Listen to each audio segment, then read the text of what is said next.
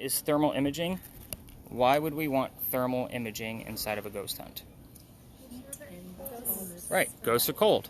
We're looking for cold spots. It's the old adage. So with this is a FLIR camera. This is what firemen use to actually help save people. This is the real deal. This is not a phone app. So this is a very expensive phone attachment, but it's the reason why, you know, we actually have it. It is the real deal. We're going to be recording through most of the evening, but we are going to do a few starts and stops with this. Why? Because as great as the hardware is, the software sucks. So if we record for too long, we lose footage, and I try to get as much footage for you guys as I possibly can. The way I have this guy set up, oh, by the way, you should be able to see me in there, right? Red, orange, and yellow guy. And this is going to work really well tonight. Are you ready? This is a great joke. I'm the hottest thing inside the video, ladies. Yeah. Thought that was going to go. So my bachelorette parties, that kills because most of them are drunk. So what are we looking for with this guy? Blue and black. That's why I point out and make that big joke about that. So right. Yeah. So we're looking for them to either take shape or to start moving on their own. Okay. When I say take shape, it's usually in the form of a person, a face, or anything that I normally can't explain. And sometimes I'll just say, I have no idea. I have no idea what's going on with that particular anomaly. Okay. There's a blue dot bouncing around the screen. That's going to show you exactly where the coldest spot is in the frame at that particular moment. Okay. So when you're getting your video back, it's just kind of a guideline, and it also has the temperature. It kind of gives me an ambient too, so I have a center crosshair so we can measure whatever we want, and then the bouncing blue dot. I normally look for 15 to 20 degree temperature drops with this guy. So again, super cool device. Does it capture something every single night? Not necessarily. I'm only spot checking, remember. Well, actually, I don't think I pointed that out. Let me stop this for a second. Perfect. Keep those numbers because I'm going to keep you behind so I can show you how to use that motion sensor. So 7.4 and 10.0. Okay. So, and you guys think about how I remember names. So let's talk about Eliza. She married Charles at a young age according to today's standards, not the colonial times that she came from. If you're going to ask her how old she was when she got married, you're not going to hear numbers like 12 and 14. You're going to get numbers young according to today's standards. The reason I bring that up is because her husband, Charles, was over double her age. So it was a creepy age gap in the 1700s, definitely a creepy age gap now. She married him because her father was over in England, where they're from, and father thought he was dying. He's trying to bring all of his children home one last time. Eliza didn't think he was dying, so she got married. It's 1744. You don't get married in 1744 for a green card. We're not even a country. So she did marry Charles out of love, so don't poke the bear and ask about affairs and foul play, because there was none. But she was correct, and Dad did not die right away. Instead, he starts sending her gifts from England to this base. You guys have been here for at least an hour that I know of. You've seen the word indigo somewhere. He sent her the plant seeds of indigo. She didn't know what to do with the seeds when she got them. She had to learn from her slaves how to keep it cultivated. Obviously, it's not hot here all the time. This is actually kind of a nice temperature for late October. But when she figured it out, she moved it to a cash crop plantation just south of here and got a hold of her father to tell him that the rice plantations were going downhill and that they were going to make a killing with the indigo. We now have an international businesswoman during colonial times. This is something absolutely unheard of, just so you guys know.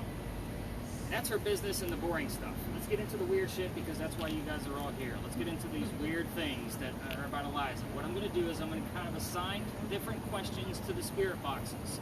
So that way you kind of have a focus. In the event you're not getting answers from your spirit box or communication device in any way, shape, or form, just cherry pick off of another question of whatever one you're most curious about. So I'm going to start off with you. You're going to go after Eliza's death. We're going to go with that one. So how old she was, what she died from, where she's buried, and what president was a pallbearer at. So yeah, I told you, we're not going after yes or no questions here. These are common questions we get the answers to, so kind of keep that in the back of your mind, okay? So Heather, with yours is kind of an odd one. I'm going to give you the marriage question because that will give you numbers as well. But at the same time, I'm going to tell you a little bit more about this Eliza. She was the second wife named Eliza from Charles back to back. The first wife died in January of 1744, and 5 months later, he married the one we just talked about. Kind of a jerk move if you really think about it. Yeah. Both Elizas have a maiden name that starts with the letter L. Figure out which Eliza we're dealing with.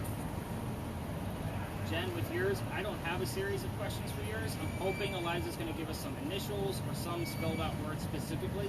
We have had weird things show up with that guy in here, including a scramble of Eliza's name with an extra letter mixed into it. So it's E-U-L-Z-I-A. Did you get an LP? Because that would be her full initials. us with your spirit box, because you will be unmuting here shortly. Yours only gives us kind of like 1 to 2 syllable terms. So Danielle, this set of questions going to go to yours as well, because they both work the same way. The mansion's not here anymore. Ask what happened to the mansion and get a date, an exact date. That would be fantastic. So again, kind of keeping it simple with yours, because it only gives you you're not going to get all the scrambling stuff that's coming out of the other ones. So last but not least, the children. There's more than one. The first one was named Charles. Find out how many children she had and what their names were. Don't poke the bear with this one. There's a tragedy among the children. Don't ask about the tragedy. The reason I say that, all activity will stop, including the EMFs that Kelly's getting over there. So, I think I got everybody covered as far as all of your devices. There's only 2 cars in here tonight, which is very fortunate for us, which gives us lots of space to actually move around. So again, we're going to stay within the confines of these walls, and I'm going to keep Kelly behind for a few minutes. By the way, did I mess anybody's name up when I was going through? Okay, good.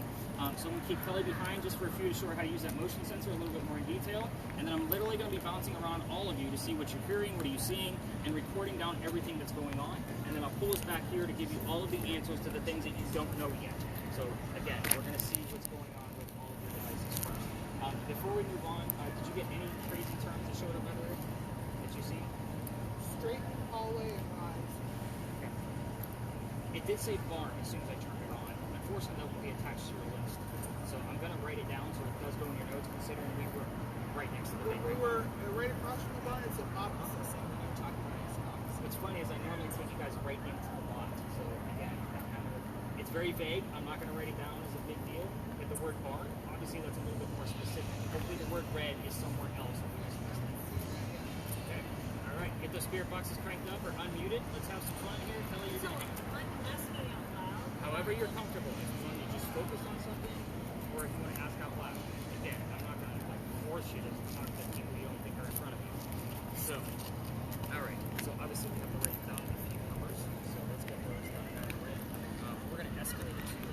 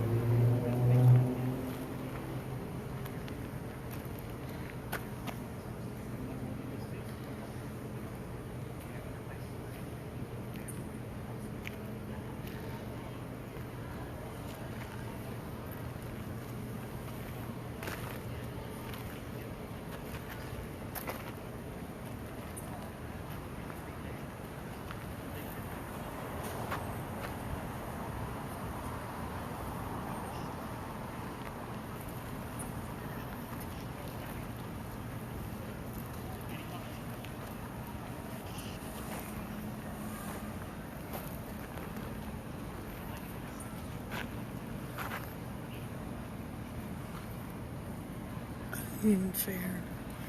I said unfair.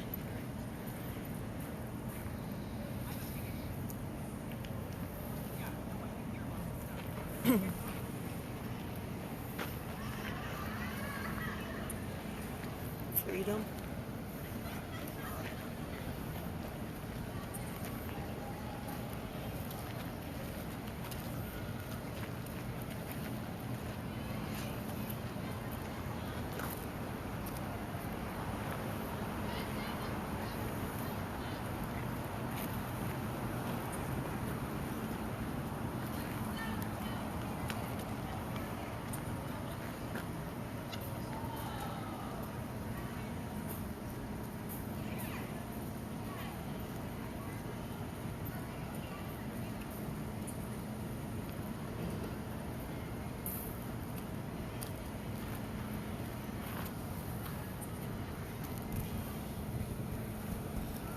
You don't want to get the sky.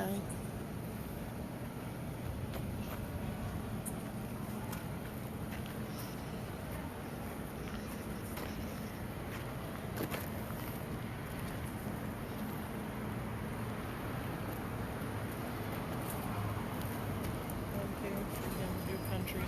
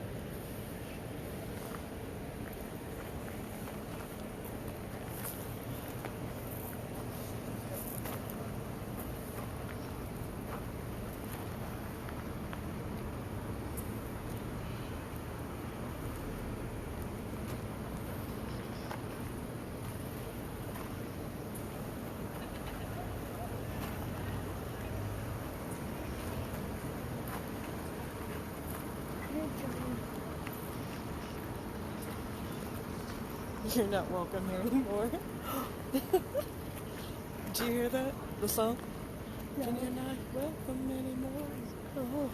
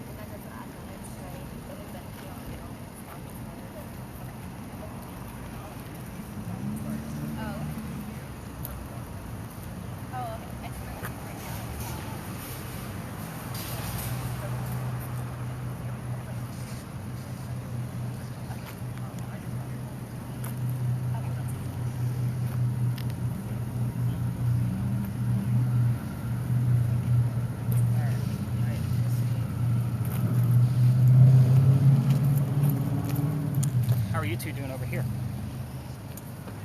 Have you heard anything?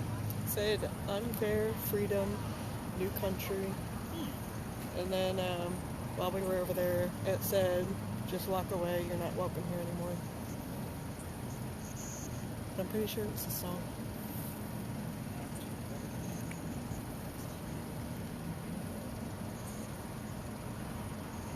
Alright, that means I'm going to pretty much do one more follow-up. I haven't talked to Gloria yet. So once I chat with her, we may pull it back, because when I get those nasty messages, it's usually time to wrap it up. Okay. Which is weird, because we're... Gotta use the restroom again. So we're going to be passing up the candy shop in like 10 minutes. Okay. So they should still be Sorry. open. Thank you. Oh, I just had something. Oh. What did you get? Just the activity for the first time. You got some colors now? What were they? Two from the right. Two from the right. Yeah. So you had about a 10 to a 15. It's funny, I was just coming to look for you because we actually had a pretty nasty message come through, so I was going to follow up with you and see what you had going on, and then I was going to start giving answers. I heard nothing. You got the volume turned up?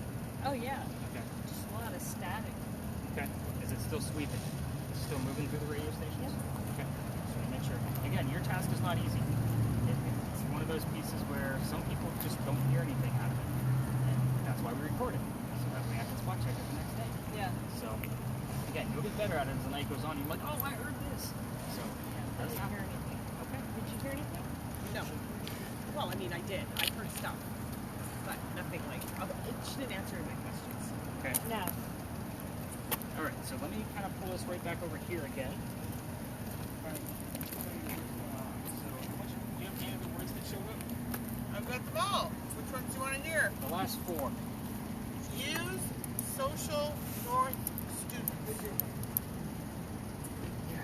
The student thing is vague. Very vague. I actually need another clue to kind of verify that that was relevant to our location. We did get the phrase, not welcome here anymore. What? Who got that? So started playing the song, you're not welcome here anymore. Just walk away. You're not welcome here anymore. I will tell you that in the past, at times, I have gotten disembodied voices, meaning that it's not radio chatter saying, just leave us alone. And it went over 11 different radio stations. I verify anything that I would think would be disembodied, and I would not tell you anything that was not disembodied. So they heard a song lyric. It is almost the exact same phrasing I've heard in the past, which is why I was going to be seeking you out to pull us back to kind of see what's going on here. So again, you have to remember, this is a very prominent English family. So when I bring folks by here 7 nights a week, it can be a little much, and I will get some of those messages from time to time. It's not often, but when I do get them, I kind of heed the warning, and we're going to follow direction. I am excited about some of the readings that you've gotten. So we did get like from 7 to about a 12 milligauss. Let me explain what those numbers actually mean. And then you got a 10 to 15 out of yours right near the center as well. So about the same place that you did. If you were to put Kelly's device behind your TV, that's going to read about 40 to 60 milligauss. So that kind of gives you an idea, like that's a safe environment. Standing next to a microwave with Kelly's device is going to be about 150 to 170 milligauss. So that's kind of an almost dangerous level. The highest I've ever seen that device go has been in this location at 214 milligauss. We left. I told y'all earlier, I have epilepsy and seizures. I'm not playing around with electricity in the air with a neurological disorder. It's just not going to work out for me. We left pretty quickly. And it was right at the time that we got here, because I was showing the person how to use it, and I saw it for myself. And it's not the only high one I've gotten. Also, the St. Augustine Lighthouse went up to 197. So And what did you get today? Tonight? She got up to a 12. Okay. The average spike for this location is 18 to 22. So we usually get that, like, I'd say 5 out of 7 nights a week. We'll get an 18 to 22. Sometimes it goes over. Again, obviously, I've seen it go all the way to 200. So kind of an interesting thing. It's not that it's not exciting, but again, it's not reaching the normal average spike, and we got that kind of dark message. We didn't get any, well, we got some letters out of the Ouija board, but I'm going to have to explain those later if they're even going to be relevant. It's just weird that they showed up here. There was somebody's specific initials, and it was 3 letters, and it was backwards. It's just kind of a weird thing. Very weird. So let's kind of go through the answers real quick, and then we're actually going to leave this space because of the messaging that we're getting out of it.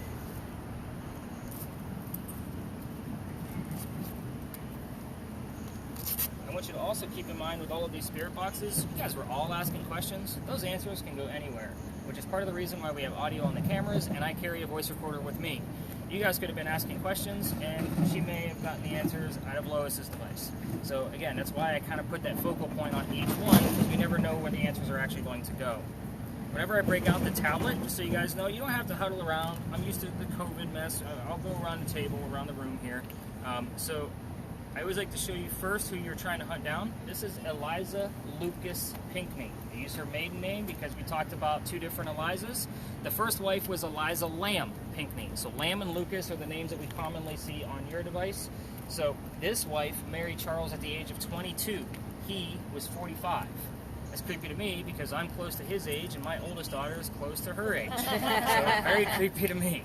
And it's definitely better than 12 and 25, so we'll take the 22-45. So with that said, this is who this woman was. Everybody asks about like the mansion and what was going on here. So that's usually a big one. So I actually have the only photo that we have of exactly where you're standing right now.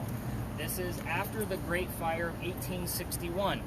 In the event that we get anything relative to that fire, we will get the date along with it, 12/11/61. And I know you had 11/12 on your readings over there, Kelly, but I won't take that as an answer. I want those numbers being said or shown somewhere else. So again, 12/11/61 and anything relative to a fire. This is one of the biggest fires that Charleston actually ever endured. So every tour guide talks about a great fire of whatever year it happened in. You're standing on the tiny green dot of this map. This is a whole map of the peninsula of Charleston.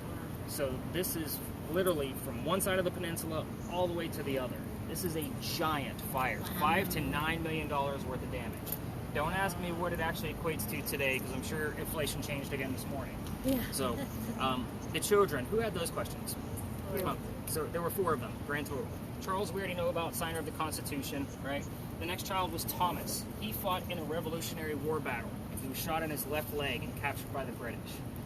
We didn't get anything relative to Thomas, but these are the clues that I looked for. When he was released from the British, he was left on a cane the rest of his days. Any portrait of Thomas that you'll find after that battle in Camden, it's of his right side, and the cane is over his lap. So it kind of shows like he's trying to hide that left leg. The next child is the one I asked you not to poke the bear with. This is Baby George. Baby George is kind of a weird story. He doesn't have a headstone or a grave. It is a great possibility that they mummified this child and kept him right here in the home, waiting for his mother to pass away so he could be buried with her. His death certificate has the same month and year in the birth and death column, June of 1747. We don't know how old exactly George was when he passed away, but if it were my guess, based on history and knowledge and research, he would have been a few weeks old because he wouldn't have been named unless he was christened. They're not going to do that straight out of the womb. So it's kind of a creepy, part of that story that there would have been a mummied baby here, and it's going to get even more weird when we talk about Eliza's death. One last child, though, the only daughter. Her name was Harriet. She married Daniel Ory. Myrtle Beach is Ory County. That should give you an idea of where she lived. So 2.5 hours north of here. Wouldn't have been a 2.5-hour car ride for Eliza because she doesn't have a car. Lots of letter writing. When Harriet does show up here, which is very seldom, quill, ink, paper. These are the types of terms that we get out of that. All of your spirit boxes. It's very seldom. We don't see it very often. Eliza's death. So who had those? Those were your questions. Nothing. She was 70 years old when she passed away. First off, I want to point out that that's a long time for a woman to be living during colonial times. She died in 1793. She was going to Philadelphia, getting treatments for whatever the hell they thought she had. It turned out to be breast cancer. We didn't know what the hell breast cancer was in 1793. We're going based off of her medical records today. So kind of keep that in mind. She died in Philadelphia. She's buried in Philadelphia. 2 questions should be in the back of your mind right now. If she's up there, what the hell are we doing down here? I don't actually take you to cemeteries. Minimal paranormal activity goes on there because none of you are going to hang out where you're buried when you're gone. You're going to go to your mansions 400 miles away, which is exactly why I love coming here, but I do get booted out of here with some messaging from time to time.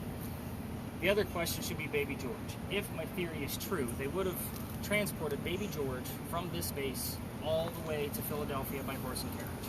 Kind of a creepy thought if you think about it, because it wouldn't have been like a day ride.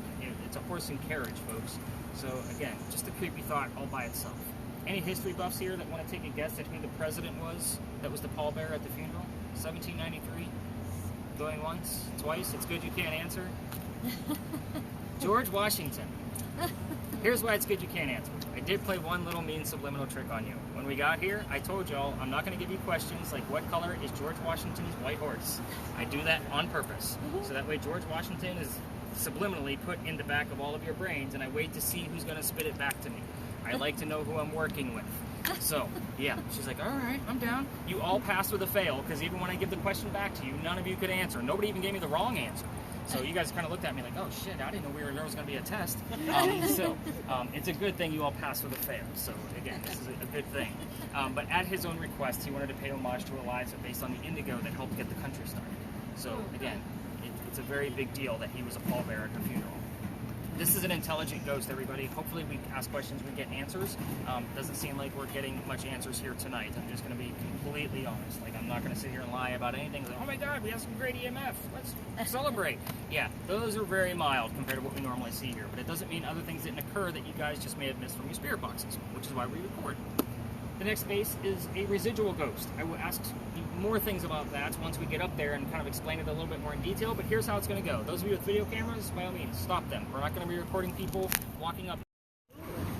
Thank you. So just don't film the people working. Got it. All right, so you can also film it here.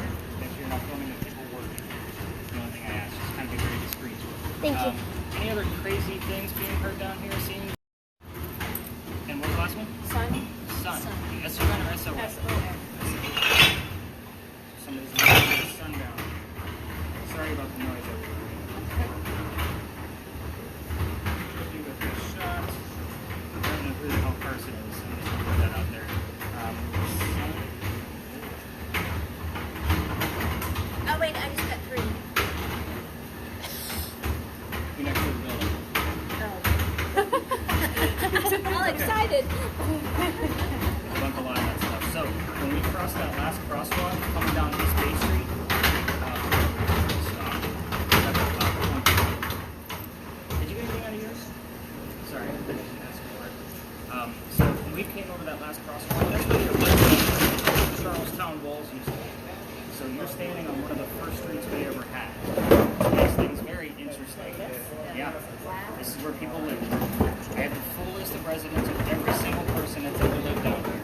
It's not a lengthy list, so I don't have it memorized like all of your names, so don't be too impressed. But you guys always give me the same 2 names every 6 to 7 weeks. Every 6 to 7 weeks, you guys tell me the names Benjamin and John. We're in week 3. Oh, I'm sorry, week 4. Sunday ended week 3. So week 4 of that loop, I wasn't necessarily expecting anybody to tell me the names Benjamin and John, but you have a very weird look on your face. I heard the name John in that parking lot and didn't think anything of it. Well, that's at the parking lot. We were next to Big John's Tavern. Oh, okay, never mind. That's where the relevant is there. Okay. So kind of keep that in mind. Yeah. Now, Benjamin and John are 2 out of 5 people that lived here in 1801. When I say people lived here, it wasn't a whole lot. 5 was usually the max. So, yeah, by the way, Lois, did you hear anything out of yours? Okay. You've been so quiet. Me? Yeah. Yeah. You've been very quiet tonight. I've heard a lot of static, that's it. Yeah, your spirit box is very difficult because it does give so much static. And it's supposed to be trying to take that out. It almost sounded like a scream. Just saying, could be pulling things out. Yeah. And Benjamin and John, again, every 6 to 7 weeks. I have nothing significant about these 2 gentlemen other than the fact that they lived here at the same time. And John likes to give us his last name because there were 4 different Johns that lived here in a 6-year time frame. So John's last name was Johnson. John Johnson. His mother was evil. So we will get John, Johnson, and Benjamin all in the same evening. The only thing I can explain about this is why it's happening. You're standing on Belgian blocks. These bricks that you're standing on, they've been here since 1739 that we know of. The historians can't even get it right. We don't even know exactly when they were laid. But they're made out of granite. And any natural element, like granite, is said, if it's been in a space for a long period of time, is said to hang on to the memories of the things that occurred here. So, in a nutshell, we're dealing with what they call the stone tape theory.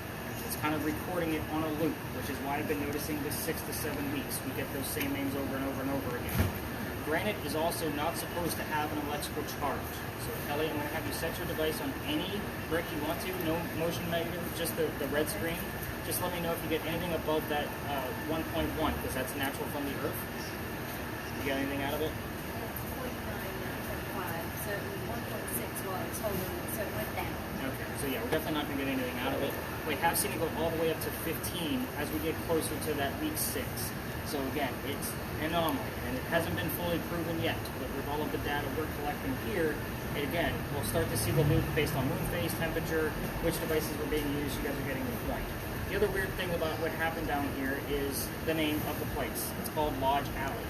It is named that because the Freemasons had a Masonic lodge down here.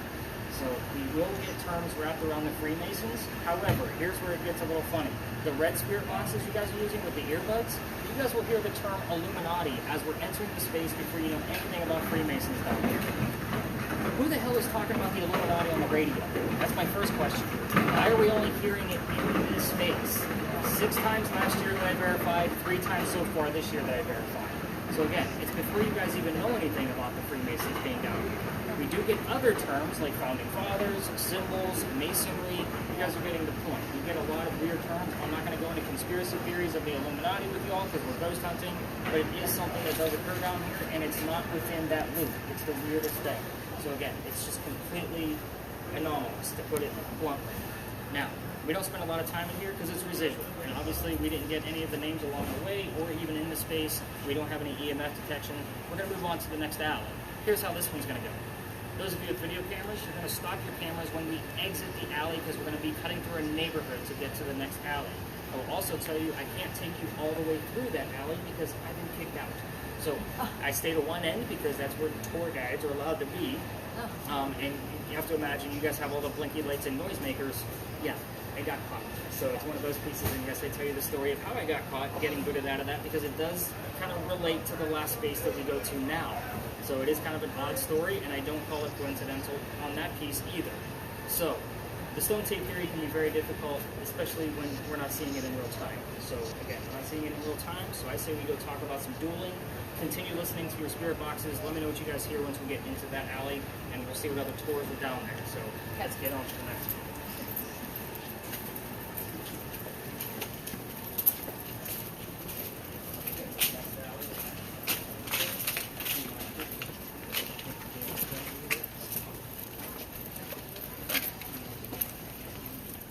You would not want to wear heels on this one. Stop it now.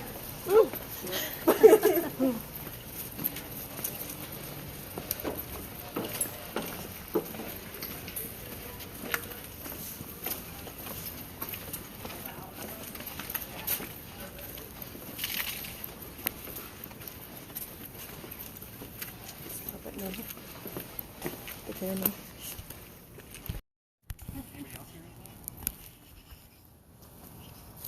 Any other words or phrases coming up with our word list? Since originally community. Is good. We're going to be talking about two of them.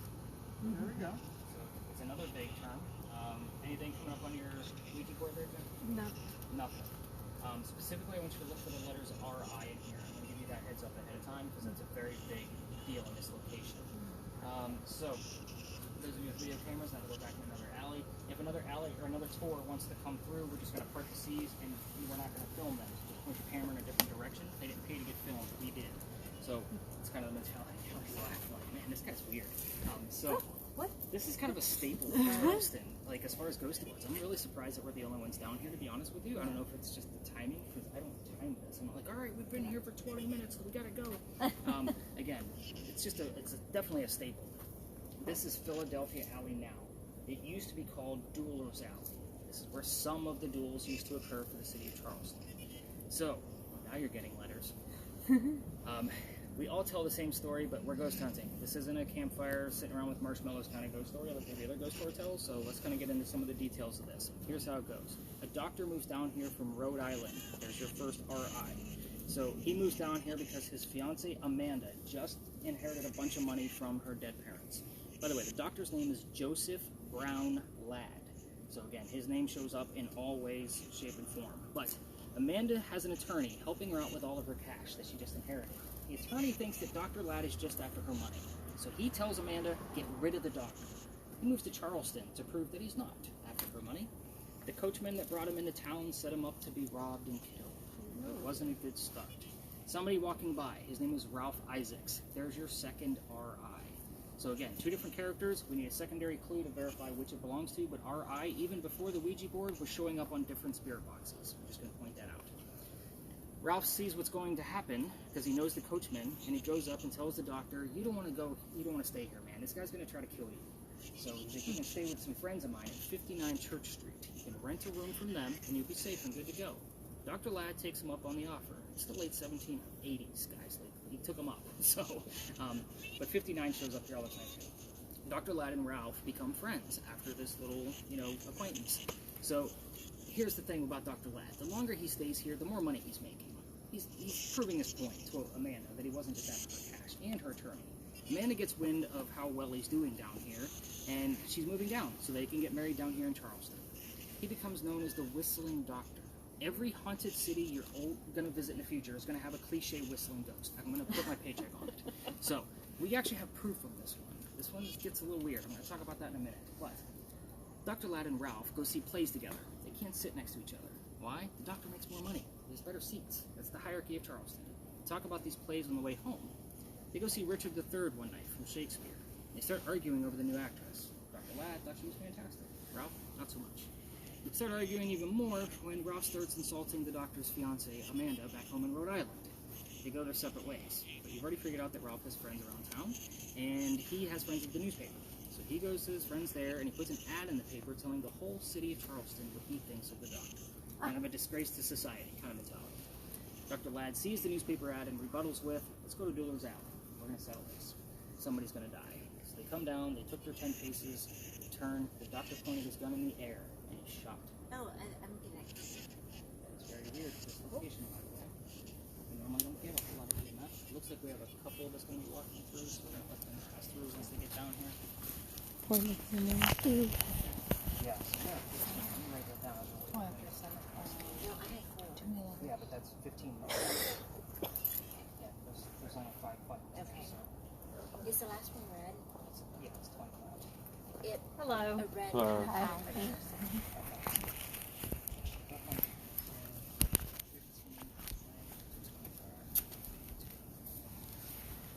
So, doctor turns, points his gun in the air, and he shoots. He did not want to kill his friend during that duel. He just wanted to have the courage and bravery to show up to the fight, which is often what happened at a duel, by the way. Not everybody died.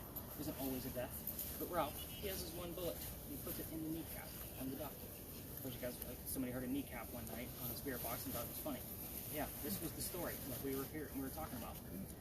Dr. Ladd drops to the ground. He didn't die, but Ralph proved his point that he's still pissed off.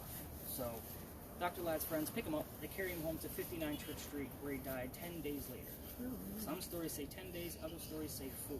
Just depends on which version of it you read. But he died after refusing medical treatment. That much is true. So as far as, he's a doctor. He probably tried to bleed out this bullet himself. So again, that's part of the, the gist of the things that we get around here. So 59, Amanda, shot, anything dealing with a duel, obviously. We've had parts of a dueling pistol from that time era show up on Spirit Boxes before. Weirdest thing ever. I don't know anything about guns. I have to look this shit up.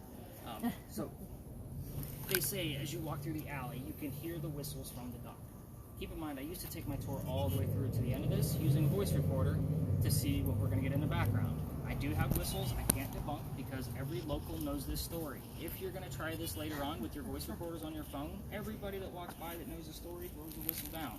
If they're walking up at Cumberland or Queen Street. I do it every night. I'm just going to put it out there. We're going to end over there, but my garage is over here, so I have to pass the alley. If my daughter's on the tour, we race to see who's going to throw the whistle first. So they also say you can hear gunshots down here, but I don't have any evidence of that whatsoever. Do you hear how quiet it is right now? This is what it sounds like on a Saturday afternoon. Don't ask me how or why, but it's just one of those weird, uncanny things. We will get like the air conditionings running from the different buildings, but this is normally how quiet it is. I want to point out the gate before I tell you why I got booted out of here. The gate is, the alley didn't come all the way through, so they had to kind of, if there was a loser to the duel, they would have to go all the way down to the end and around the corner to get to the cemetery. So they created this shortcut. So this is much quicker to get over to the cemetery. Obviously the wrought iron wasn't there, but the archway was. So here's how I got to the reason why they did this. Remember that this alley didn't come all the way through, like I just mentioned, which means those bricks down there are older. They're sun-dried bricks from slave building, which you guys all picked up in Babat history. There's a full handprint in one of those bricks from a slave tribe, and fingerprint swipes on the left. And I always point them out because we all need to see it. It doesn't matter if paranormal activity is coming out of it. I think we all need to see it to show how far we've come away from slavery. However, my entire group of November 26th of 2020 decided they're going to huddle around that brick and try to get a reading from it. That kid is not staring at that brick in the afterlife. It was almost disrespectful. So I'm trying to shoo them along to kind of get them away because it is outside the dining room window of the beautiful mansion at the end of the alley. Yeah, a gentleman, he just bought the mansion. He was not really happy with me. He come out screaming. My daughter thought it was great because she was on the tour that night, and we moved on. The next day was Thanksgiving. You guys all know I worked in retail management for over 20 years before this, so you now know that I'll never work another Thanksgiving in my life, considering that I worked for Walmart a good many of those years I was in retail. Yes. Yeah, now you all understand. So the next day was November 28th. Yes, the dates are relevant. I get a phone call asking me to go down halfway, which is what we're allowed to do, or to reroute my group. So I decided it's not fair for my groups of 10 to try to work around 20 to 60, because we're allowed to go up to 20 people. I just won't do it. So I told the story outside over there at that white building, and I told my group that night, we're going to just go talk about pirates, because I don't know much about pirates. I'm a vampire guy, but we're going to wing it and see what happens. It was one of those pieces. Before we left, somebody heard the name Anne on a spirit box. I did not tell that group we were going to be investigating the female pirate Anne Bonny. So I was like, oh shit, now we got something going on. I get down there and I told what little bit I did know. Remember, I'm a vampire guy and had never caught anything there in the past. Somebody hears the number 300 and I don't know what that means. So I do the research the next day, and we were there on November 28th of 2020. Anne Bonny's trial for piracy was November 28th of 1720. So we started going there on the exact 300-year anniversary. To me, it was kind of an omen. Like, I got to keep taking you guys back there. So I read a shit ton of books on pirates, more than I ever wanted to in my entire lifetime, trying to piece together a factual investigation on pirate lore. Y'all need to be, I hate to say grateful for me having a master's degree in creative writing, but that's difficult to do. So everything we're going to be discussing at the next location has come from more than 2 resources. Like, that was kind of my rule of thumb. I needed 2 or more resources to tell me the exact same thing, so that way there was no fine line, where I'm not going to give like a slew of questions when we get up there. It'll be a free-for-all. You'll be able to ask whatever the hell you want to, because we're talking to a pirate. You can ask her whatever she wants. She's going to be open. It's not Eliza Pinckney who's going to boot us out of there. It is a hit-or-miss location, so we're either going to have a lot going on or nothing going on. Now, this has been really light tonight, I'm not going to lie. So very light.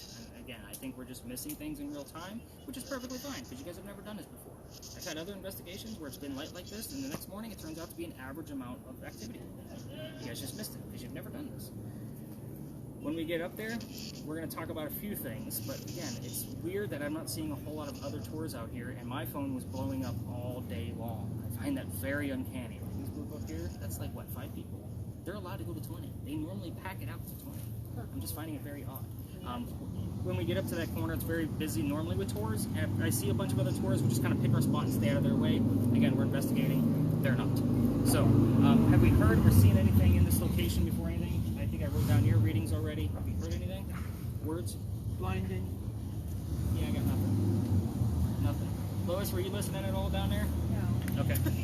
That's okay. She's probably focused on me. She wanted the story. Did you have any readings, by the way? No. Okay, so it's weird. It's 0. Yeah. Yeah. over Actually, here. I did hear something back there. What'd you get? Allow us. And that was back at the other alley? We were just walking over Right at the end of it. So we had go down and allow us. Interesting. And it's weird because I'm not allowed down there.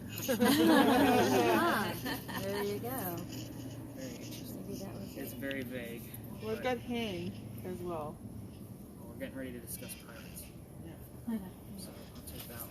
Again, we're going to wait for another relation because there's a lot of hanging with pirates going on. What about the 2 of you? Are you focused on me? I heard lovely.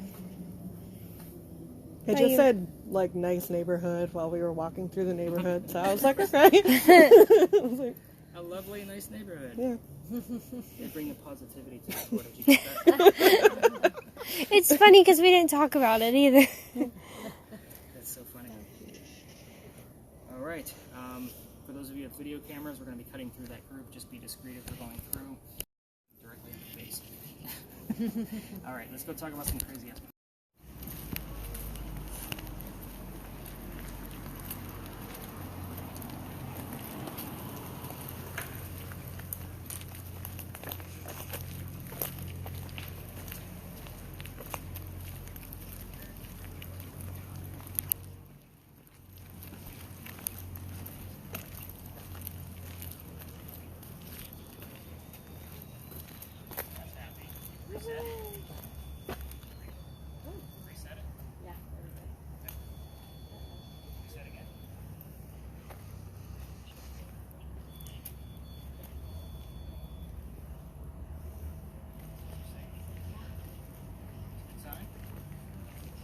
funny is I'm like watching all these like approach me. You all have like blue lights, red lights, green lights.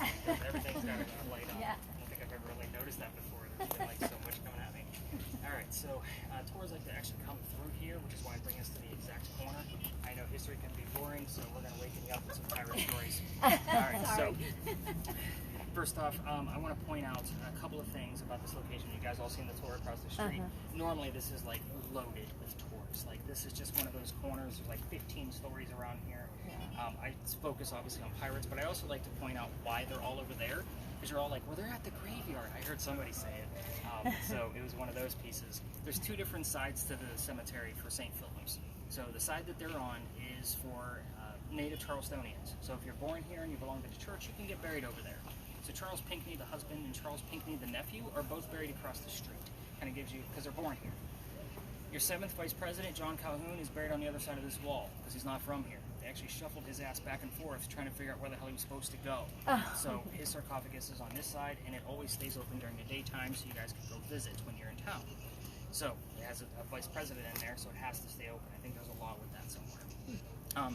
But the reason why they're all over there is because they're staring at a sign right inside the cemetery gate that says, "There's no ghost here but the Holy Ghost." That's because they're trying to keep jerks like me out, and well, most of you now, trying to recreate what actually occurred there. So,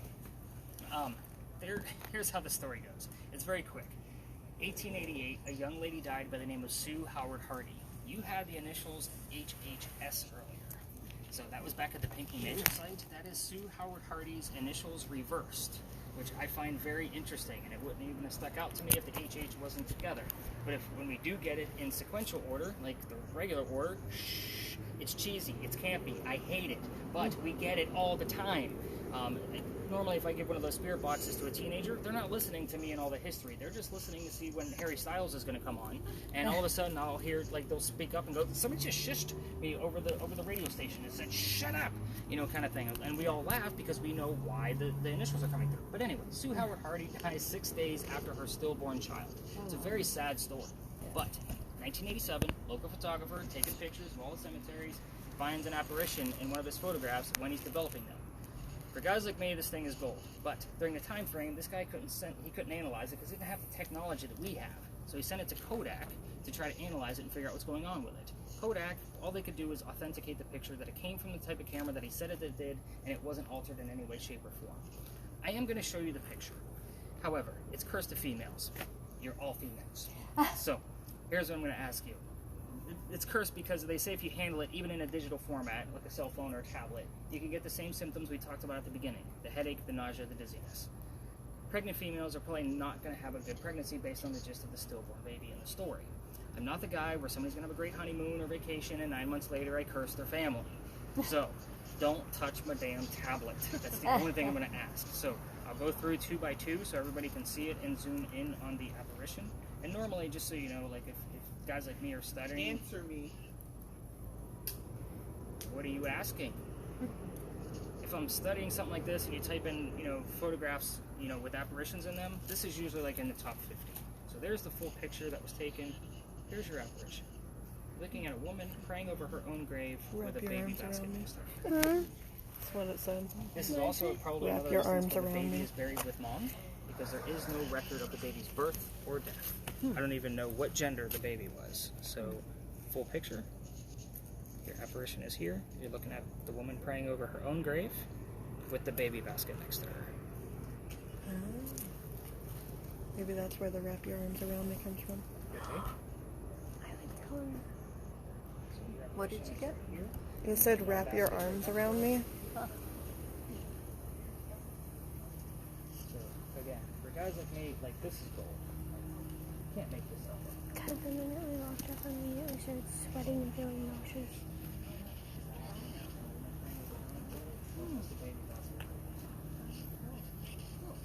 So that's why they're all over there. It's their one show and tell. I let them have it. My show and tell is in your hands. You've been using it for I don't know how long. All right, so let's get into piracy. So Lois is on the ground. We got to figure out if she's okay. Yeah, right over there. Just mosquitoes. Yeah, I got bit up earlier before I met with you guys. It was bad. Anyway, we're going to be discussing that little tiny building over there with the crosses on it. Those are not crosses, by the way. Those are earthquake bolts. If you're not familiar with earthquake bolts, they're basically turnbuckles. In the event that we have another earthquake, you could turn those turnbuckles, and it's supposed to straighten the building back up and tighten it up so it doesn't incur any further damage. It's a great idea, it just doesn't work. So the reason I bring them up is because these are the first set of earthquake bolts that Charleston ever put in. Why? Because it's the oldest government building in South Carolina. That's why we're here. This building is what I call a familiar. Yeah, we might want to actually turn off the REM for now, just until we get through the history, because we're definitely going to need it after. Okay. So, we're here because we don't have any buildings this old, and it would be familiar to Anne Bonny at the time that she actually moved to the area to, start a new life. So, here's how this story goes. This building took 10 years to build. Does that sound like the government? Small building, 10 years? No, not really. Our story begins right in the middle of it. So, 1708, a young lady by the name of Anne Cormack moves here. She's with her father and his mistress. The mistress turns out to be Anne's mother. Is everybody with me so far? There's a couple of twists in this one. Wow. Yeah. The three of them are running away from her father's angry wife. How angry was she that she got to leave Ireland in 1708? Just pointing that out. So, they land in Georgetown. Dad bought a plantation. Mom died pretty quickly. That means he has to send young Anne down here to be able to sell anything from the plantation to help keep things afloat. Anne back home in Ireland was kind of a badass. They say she killed one of her servants when she was only 7, 8, 9 years old. Remember, we're dealing with pirate lore, with a knife to the belly. So I just want to put the mentality of this young lady in the back of your brains as we go through her story. The building's done in 1713. By 1715, pirates are coming through town. Anne is stoked. Why? She's going to fall in love so she can earn her freedom, just like a man. This is a man's world. First guy she falls in love with, yes, I said first, we're going to go through every one of these young gentlemen. So she falls in love with James Bonny. You already see where this one's going. Dad didn't approve. He's a filthy pirate. They run away to Jamaica. They get married. Anne Cormack is now Anne Bonny, the famous female pirate. However, this guy is not Captain Jack Sparrow that she was hoping for. This guy turns out to be a privateer. He's a spy for the British. This is not who she wants. He's a coward. So a few years later, she falls in love again. This guy's name is John Rackham, a.k.a. Calico Jack. This is literally the person that they based your Captain Jack Sparrow character off of. So this is the guy she wants. He has his own ship. She wants to be part of it. Can't put a girl on a pirate crew. Does anybody know why? Bad luck. Bad luck, right. So he makes a deal with her. If you dress like a guy, you could be part of the crew, but you're going to be a female in my quarters. She's okay with this cross-dressing because Dad used to cross-dress her as a boy apprentice back home in Ireland to hide her away from his wife so he could spend time with her. She's okay with it. Let's do this. But we're all going to put two and two together. We're all adults here. She's a female in his quarters. She's eventually going to get pregnant. You cannot have a pregnant pirate dude on the crew. Someone's going to figure out that she's a female and that Jack let her on the ship. So he drops her off in Cuba. These are friends of mine. Go have the baby. Come back later. We'll figure it out. She goes and has a baby. Returns with no baby. We have no idea what happened to the child. So it's kind of a big mystery. Even all the research I've done, can't find it. She returns dressed as a female. This makes Jack pretty angry. Obviously, everybody's going to find out that he let a girl on the ship. But while she was away giving birth to his baby, he captured another pirate crew. They're down below deck. Anne's going to go flirting to make him even more mad, because that's what Anne does. She goes down to run guy number 3, in case you lost track, and guy number 3 turns out to be a female, dressed like a guy, part of the pirate crew the Calico Jack captured. Her name is Mary Read. She went by Mark Read to become a pirate. So her and Mary become friends, possibly lovers. We're not going to really know for sure. But the British, they found out where they are, and they send a fleet of ships to come take down one pirate ship. Anne and Mary, word has it that they were the only 2 pirates not drunk enough to come up and fight with their 1 bullet flintlocks. Obviously, 2 ladies with flintlocks are not going to take on a fleet of ships. They get arrested. And as they're being arrested, she looks at her beau, her captain, Calico Jack, and she says, "You should have fought like a man." I just heard Jack.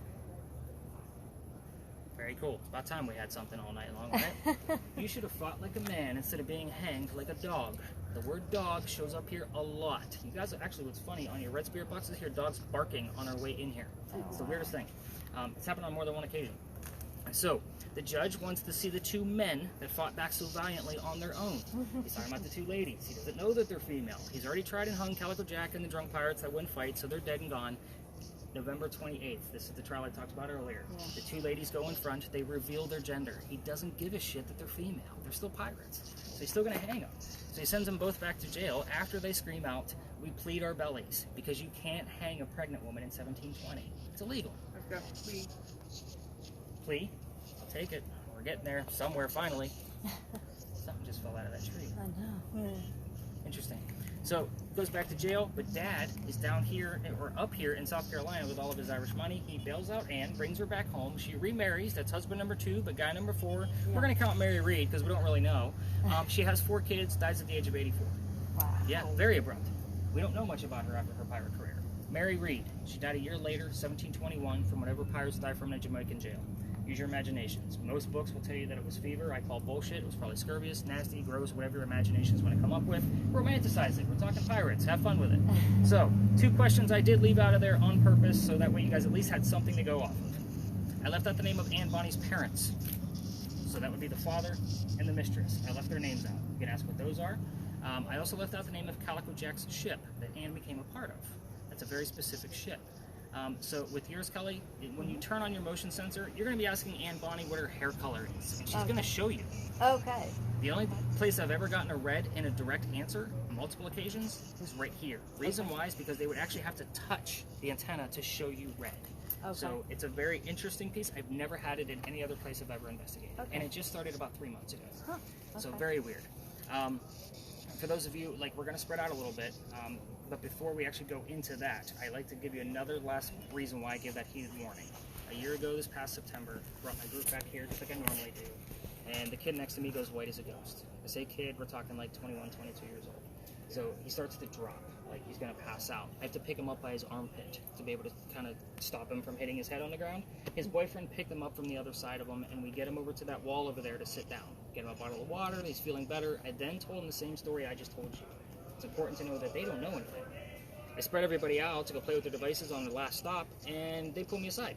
Nick, we are 2 transgender males, meaning I had 2 females dressed as males, just like Anne and Mary in the story, on the tour, and it made complete sense as to why one of them passed out the minute we entered the space. Oh, wow. So, I will tell you that true psychics and mediums have a hard time getting through the Pinckney Mansion site. There's a lot that goes on in that location, can be an overload. I can't tell you how many times I've had to call the EMTs and paramedics. I'm not going to label every one of those as paranormal or supernatural because I can't prove it otherwise. Other than the fact that as they're being reeled away, they tell me, by the way, I'm a psychic, there's a lot going on here. Thanks for telling me now. Yeah. So, again, it's usually the case when people come to see me. Now, the Pinckney Mansion, they probably would have squeezed by tonight because it was pretty light over there. Like, she was pissed off. They deserve to be on it. Oh my gosh. Oh, I don't want to step. Hang on.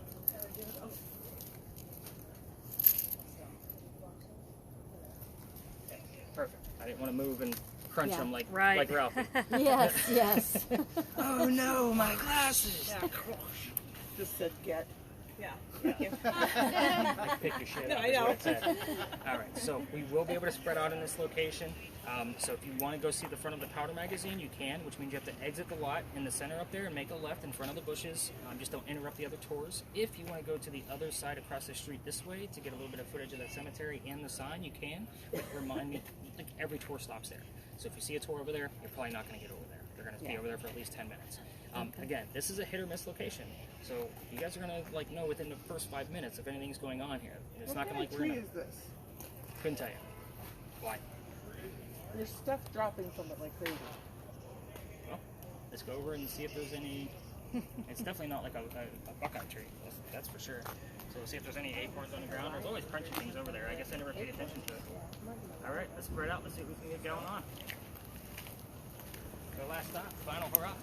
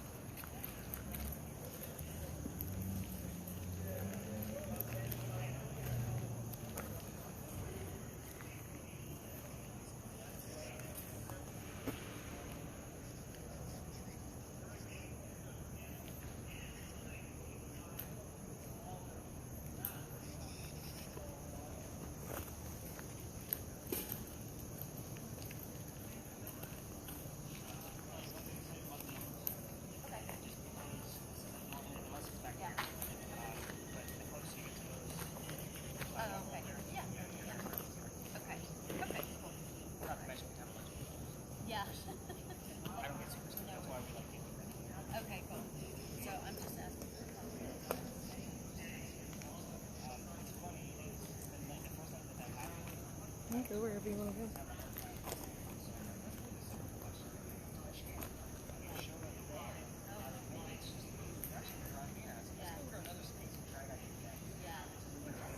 It's really hot.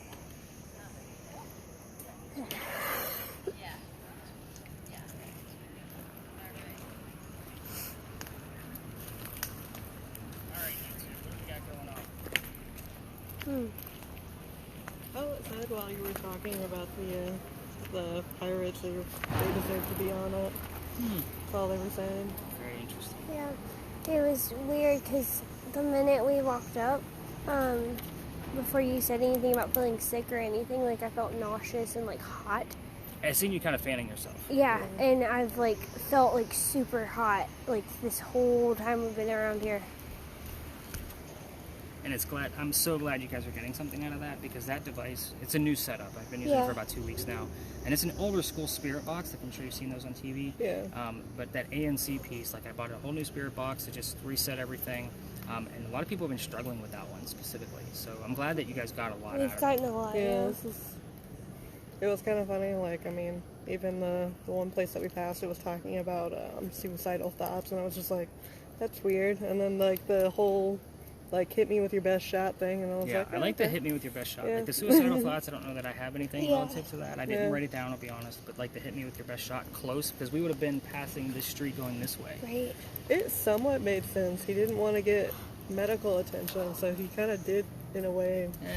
But but he thought he was going to be able to bleed it out himself and live to be, see another day. Yeah. So we, again, it's a very interesting story. There's many different versions of it, so it's a matter of like trying to find the most factual. I like to go off of like, where's the headstone? Give me the dates. Give me this. Give me that. What kind of revolvers were being used at that time? Those are the types of things I like. Did you tell me about the wrapping of the arms? Oh yeah, when you were talking about the about to show us a picture, it said wrap your arms around me.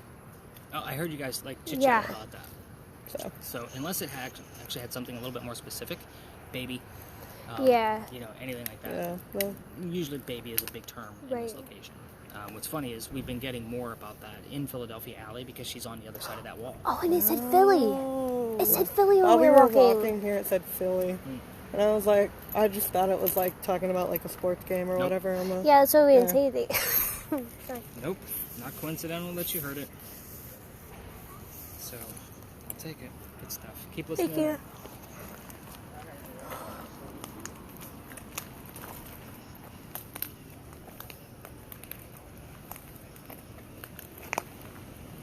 You keep listening? Yeah, this has been a great tour. Thank you. Can I tell you something? I am not just saying this because of like what happened earlier, but like I feel like it all happens for a reason. Do you?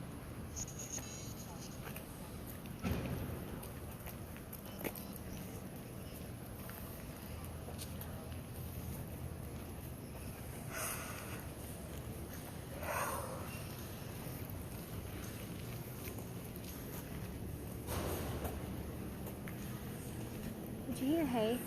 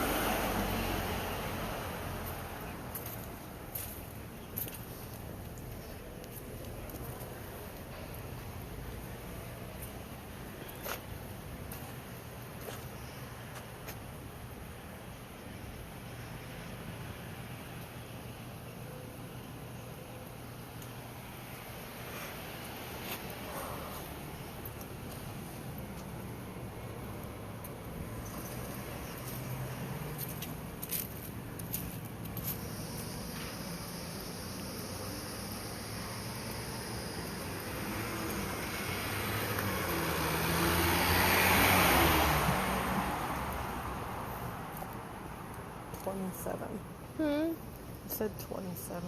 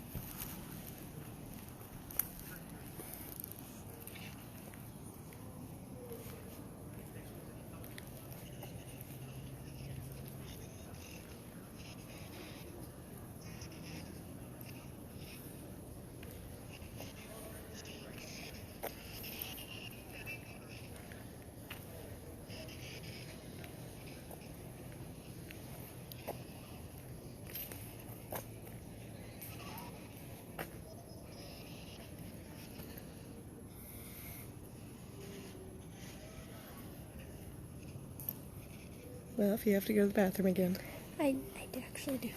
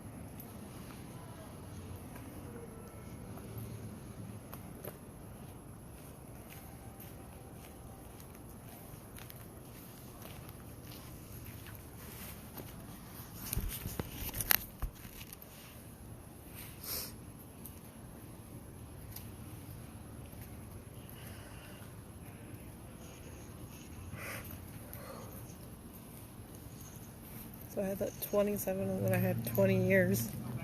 Huh. He said something about 27 earlier. Probably had the best phrase out of all of us. Probably had the best phrase out of everybody. Of the woman's voice.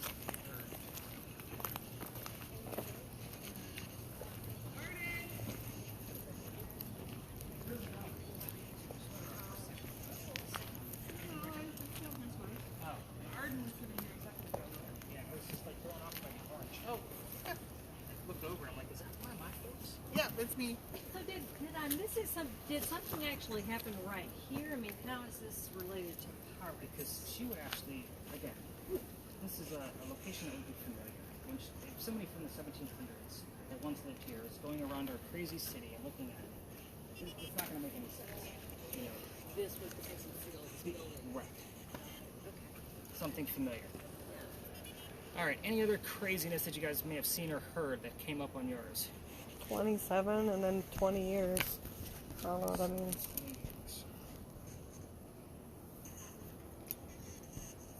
All right, you get anything out of yours? I got on the road, but I don't know what that means. Nothing. She would have been on the water. So I think there's a couple of things here that I want to point out. First off, the phrase "a woman's voice needs to be heard" came through in a spirit box, so I'm pretty excited about that. The word "pig" was spelled on the Ouija board, and that was as we were coming out of Philadelphia Alley.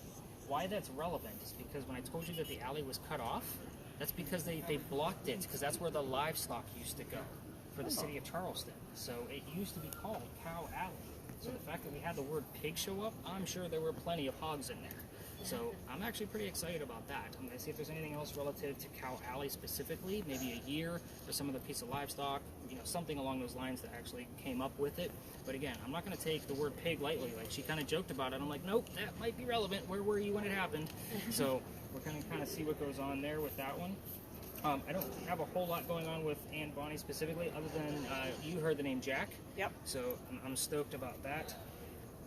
And the word Phillies was heard, right? So you guys heard the baseball game, like the Phillies were playing, or Philly, or something along those lines. Again, I don't find that coincidental either. So again, very light, very vague stuff going on, but it's probably the most we had. I got MLB not too long ago. Yeah, but the word Phillies would be more relevant to somebody from 1786 than MLB.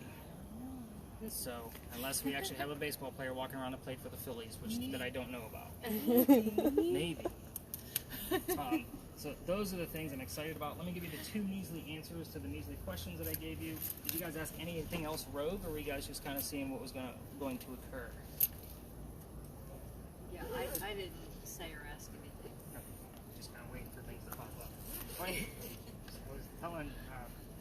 And one of the funny lyrics we normally hear here would be "Girls just want to have fun." Oh my God, I've heard that twice tonight. Not here, over there. Where? Right in front of the Red Barn when you were talking, and then we were probably half through our walk when we were walking. It's funny, Twice. is we get it here all the time. Oh, okay, not here, but I've heard it twice today. I was like, should I say something because we're all girls? But Big John talking through us. Very cool. So this is one of the few pictures you can find of Anne Bonny where she actually has a shirt on. The reason why is because she used to bare her breast to show men that they were just killed by a woman. So again, I told you she was a badass. Yeah. So the name of her parents were William Cormac, Mary Brennan. None of you were expecting a secondary Mary. No, I didn't try to play another subliminal trick on you. It was just one of those pieces that happened to pop up that way. Mary Brennan was actually one of the servants from their main home, and the father had an affair with her. That's a whole another 30-minute story, because that's a whole other piece of drama. But we didn't get any of those names tonight that I know of, but we're going to definitely focus on MLB? Mary Lee Brennan, MLB? Is that, sorry, you said Mary Lee Brennan? Or? I just said Mary Brennan. I don't know if... Oh, MLB. MLB could be her middle name. It could be. Good catch. I like it. There was a BJ that just popped up here not too long ago. you never know what Right to when you were talking say. about I Big think just John. heard systemic Again. abuse of women. Is that important? I gotta write down MLB and BJ. So everybody wants to see what the original Calico Jack, or the Captain Jack Sparrow looked like. So I'll go around the horn. I know you're excited. No. It's the original Johnny Depp. Yeah, So I'll wait. I can Calico wait. Jack was named that because his father was a tailor. He was into textiles, which means that fashion was pretty important to him. The jackets that Calico Jack wore came from the British captains that he killed. Calico Jack, fancy jacket. Kind of get the gist of the name now. So, the name of his ship was called the Kingston. Don't expect the full word Kingston to come through on a radio station unless it's coming through a disembodied voice of some way, shape, or form. So Lois's device, I would expect it coming out of that because it does pick up more disembodied voices than anything else that I've actually seen in real time. So the word Kingston, the word king would suffice in this location if you guys were to ask, and that was the direct answer. Jack, what was the name of your ship? King. I'm good with that, just because it is a difficult Kingston to come up with. I will tell you that the device that Lois has, that's relatively new too. About 6 months ago when we started using it, I'm packing things up and the person hands it to me and it says pirate, not part of a sentence, not part of anything, it just pirate, and we all heard it. So I was like, and we actually had a light night that night, just like you guys did tonight, so we actually had the audio piece from it from the thermal imaging camera, picked it up on it, and it, like I said, it wasn't part of a sentence at all. It wasn't like the Pittsburgh Pirates won the game. It was like, pirate, like, you son of a bitch, you're going to talk to us now? So, yeah, it was one of those pieces. I love that device because it is so accurate, and again, it will pick up disembodied voices. Looking at this as a whole in real time, this was pretty light. So I will tell you, amongst us, we had a non-believer. Somebody disclosed that. I'm not going to oust them, but that kind of does have a little bit of a thing on the tour. It does happen from time to time. Who knows what I'm going to find in the morning? So again, I've seen other light nights like this where it looks light, but I look at it in the next morning and I score it, and it comes up to be an average night. So again, you're going to have a lot to go through. Once I stop your audio, it'll kind of give me a gist. Those of you with video cameras, by all means, go ahead and stop those videos. Kind of give your hands a break. I'm going to start collecting here in just